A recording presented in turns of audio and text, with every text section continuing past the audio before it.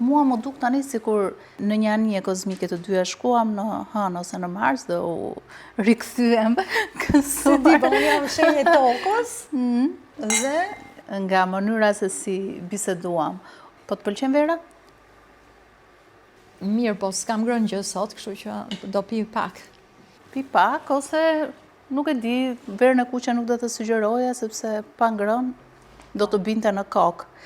Dhe me që jemi te rënja në kokë, dashuria duhet konsumuar ose duhet shijuar nga dal, që të mos na bjerë në kokë, ashtu si alkooli. Se di, kjo pyetje më duket çik kështu si shumë në këtë periudhë që po kalojmë, sepse bota është gjithë tensione dhe njerëzit po përpiqen të stabilizojnë perceptimin.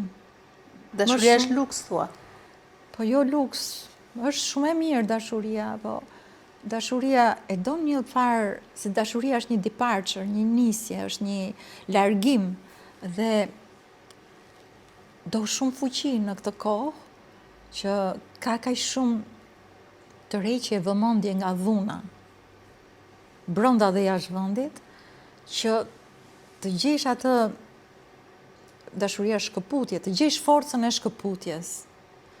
Sepse vëmendja është një nga pasuritë më të mëdha të njeriut, por në të njëjtën kohë edhe skllavëria e tij, sepse vëmendja kapet.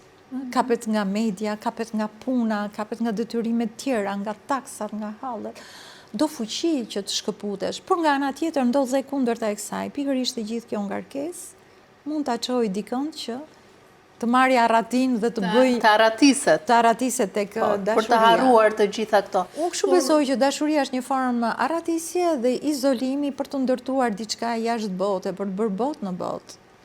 Po, ka dhe diçka që kur dashuria është shumë e fortë, të rëmben. Nuk pyet nëse ti ke ato problemet e përditshme.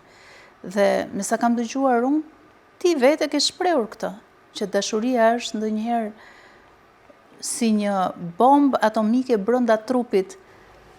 Ne po flisim apo ka ndryshuar. Ka qenë për seksualitetin. Dashuria është një egzaltim, por njeriu mund të ketë egzaltime të llojeve nga më të ndryshme.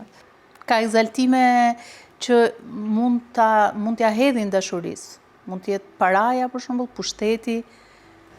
Po ka dhe më të mira se sa dashuria. Për shembull, hieshia është një lloj dashurie që nuk mund të them që e kemi eksploruar thellësisht, po ka qenë traditën tonë hieshia.